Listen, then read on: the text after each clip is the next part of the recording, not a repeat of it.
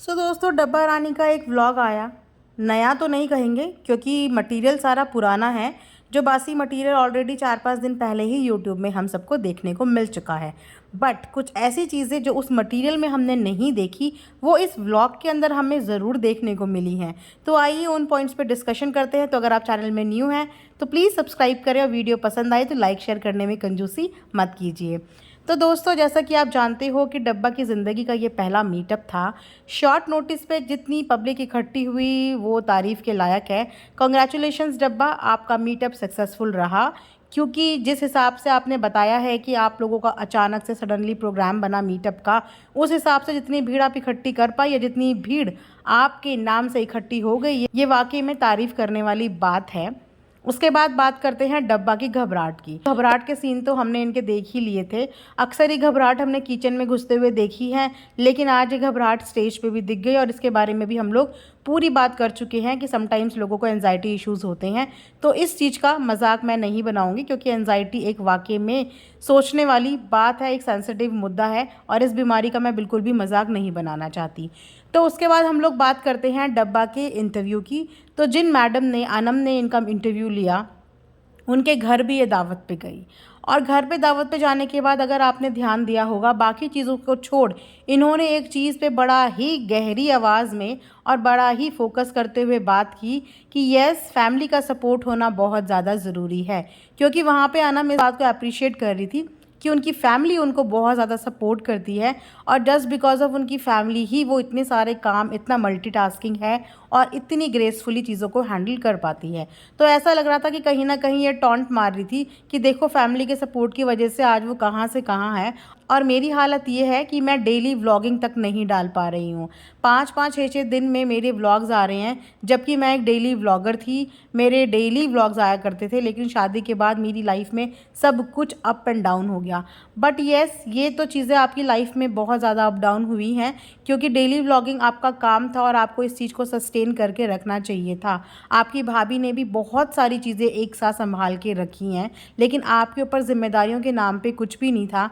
छोटी सी आपकी फैमिली थी, है, और काम करने वाले हेल्पर्स भी आपके घर में है।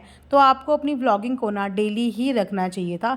क्योंकि मैं देखती हूँ कि आपके कमेंट सेक्शन में लोगों की शिकायतें रहती हैं कि वो आपके डेली व्लॉग्स मिस करते हैं, आपकी वो पंक्चुअलिटी, आपकी वो सीरियसनेस मिस करते हैं जो कहीं ना कहीं स्टार्टिंग में लोगों को देखने को मिली थी। लेकिन ऐसा लगता है कि कुछ चीज़ें अचीव करने के बाद ना इंसान मेहनत करना छोड़ देता है। आपको लगता है कि आपने अब सब कुछ अचीव कर लिया, गाड़ी, घर, पति, तो बस अब मैं धीरे धीरे ही काम करूँगी। तो ऐसा नहीं होता है। टाइम के साथ साथ हमें मेहनत डबल करनी पड़ती है क्योंकि यूट्यूब की जर्नी एक बहुत ही शॉर्ट टर्म जर्नी है। आप चाहे तो हिस्ट्री उठा के देख सकते हैं कि कितने साल तक एक यूट्यूबर सर्वाइव करता है। यहाँ पे कंपटीशन बहुत ज़्यादा टफ है। तो जब तक आपके अंदर हिम्मत होती है, एनर्जी होती है, आपको मैक्सिमम अपनी मेहनत करनी चाहिए। एक चीज़ पे और बात करूँगी कि भले ही डब्बा को कितनी भी घबराहट हो, लेकिन जो कॉन्फिडेंस उसने अपना शादी के बाद गेन किया है ना, इतना कॉन्फिडेंट उनको शादी से पहले हमने देखा नहीं था। इतना कॉन्फिडेंस कि आज वो इतनी सारी जनता को फेस करने के लिए स्टेज तक पहुंच गई। ये कॉन्फिडेंस लेवल उनका पहले नहीं आया, जबकि वो इससे कई ज़्यादा पॉपुलर शादी से पहले थी। लेकिन शादी के बाद थोड़ा सा चीज़ें डगमगाई हैं, पर उस हिसाब से कॉन्फिडेंस अच्छा लगा। जिस तरीके से उन्होंने अपने हस्बैंड का हाथ पकड़ के उनको सपोर्ट बना के साथ में लेके गया, वो भी देखने में अच्छा लग रहा था। लग रहा था कि डब्बा ने चलो कुछ तो हासिल किया। इतने साल यूट्यूब में देने के बाद डब्बा ने कुछ तो अचीव किया। लेकिन कॉन्फिडेंस का मतलब ये नहीं है कि आप कॉन्फिडेंटली अपने पति को कभी भी गलत ठहरा सकते हो। वो पति आपका हर हाल में साथ देता है, आपके इतने हार्श वर्ड्स भी समटाइम्स हंसते हंसते सुन लेता है, आपके कमेंट्स भी हंसते हंसते सुन लेता है। आप कितनी बार उनसे ज़रा ज़रा सी बात पे रूठ जाती हो, वो तब भी सुन लेता है। हर इंसान की याद रखना एक लिमिट होती है। अभी ये चीज़ें मजाक में ले लेता है, लेकिन आगे चलने के लिए ना रिश्तों में प्यार मोहब्बत होना और सबसे बड़ी बात है रिस्पेक्ट एक दूसरे के लिए होना बहुत ज़रूरी है। क्योंकि अभी वो कुछ नहीं बोल रहा है, बट इसका मतलब ये नहीं है कि वो कभी कुछ नहीं बोलेगा, वो कभी कोई चीज़ माइंड नहीं करेगा। तो चीज़ें ना धीरे धीरे ही इंसान अपने दिल में लेनी शुरू करता है और जब सहन शक्ति का लेवल ख़त्म हो जाता है ना, तो एक ही दिन इंसान फट जाता है। तो मैं यही उम्मीद करूँगी कि आप इस लेवल को कभी भी आगे बढ़ने मत दो। इसीलिए ऐसी कोई भी हरकतें मत करो कि उसके दिल में वो हरकतें जमा होती रहें। कई बार आपको उनको भी टोंट मारते हुए देखा है, कई बार आपको उनके आगे अपने आप को सुपीरियर दिखाते हुए देखा है, डोमिनेट करते हुए देखा है। क्योंकि शादी को 1 साल भी नहीं हुआ और किसी पति के मुँह से ये सुनना पड़े कि भाई शादी नहीं करना, ये एक बहुत बड़ा अपने आप में स्टेटमेंट हो जाता है। क्योंकि नई-नई शादी के टाइम पे तो 2-3 साल तक हस्बैंड वाइफ को अपने आप से ही फुर्सत नहीं मिलती। हाँ, उसके बाद फैमिली बढ़ती है, रिस्पॉन्सिबिलिटीज़ बढ़ती हैं, तो प्रायोरिटीज़ डिवाइड हो जाती हैं। लेकिन ये तो अभी इनिशियल स्टेज है, आपकी एक मैरिड लाइफ की जर्नी शुरू हुई है।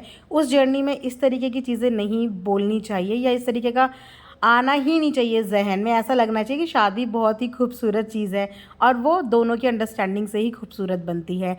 और फ़ोन गुम करने की बात आ रही थी, तो जहाँ तक मुझे लगता है कि फ़ोन डब्बा ने ही छोड़ा होगा, क्योंकि अक्सर हमने इन्हीं को चीज़ें भूलते हुए देखा है। एक बार इन्होंने ट्रेन के डब्बे में ही अपना फ़ोन छोड़ दिया था और आज भी ऐसे ही छोड़ा, बट अपने आप को कवर अप करने के लिए हो सकता है फ़नी ने अपने ऊपर ले लिया हो। वो अक्सर इनके पचकों को अपने ऊपर लेते हुए नज़र आते हैं और इनकी सफाई में भी एक पति होने का पूरा फ़र्ज़ निभाते हैं। बेटे होने का फ़र्ज़ शायद कहीं न कहीं वो निभाने से चूक गए हों, लेकिन पति होने का उन्होंने फ़र्ज़ निभाया है। लेकिन जब भी आपको मौका मिलता है, आप या तो उनकी फैमिली को टॉन्ट मारती हुई नज़र आती हैं या आप फ़नी को ही टॉन्ट मारती हुई नज़र आती हैं। छोटी-छोटी बात पे नाराज़ हो जाती हैं, जैसे उन्होंने शादी ही आपको पैम्पर करने के लिए ली है, या आप वो 6-7 साल जो आपने इंतज़ार किया है उस चीज़ का चुन-चुन के बदला ले रही हैं। वेल, जो भी है, हम आपको अपनी तरफ से विशेज़ ही देते हैं कि अपनी थिंग्स पे वर्कआउट करो। हर शादी में अप डाउन्स होते हैं और प्लीज़ रियल रहने की कोशिश करो, जैसी थी वैसी रहने की कोशिश करो। चीज़ों को सुधारो, चीज़ों को और ज़्यादा कॉम्प्लिकेटेड मत करो। हर चीज़ में गलती इन-लॉज़ की या हर चीज़ में गलती पेरेंट्स की नहीं होती। कभी-कभी खुद पे भी फाइंडिंग्स कर लेनी चाहिए और इम्प्रूव हो जाना चाहिए। सो ये था मेरा आज का एक रिएक्शन। आई होप आप लोगों को पसंद आया होगा। Thanks for watching earth mom Dehradun.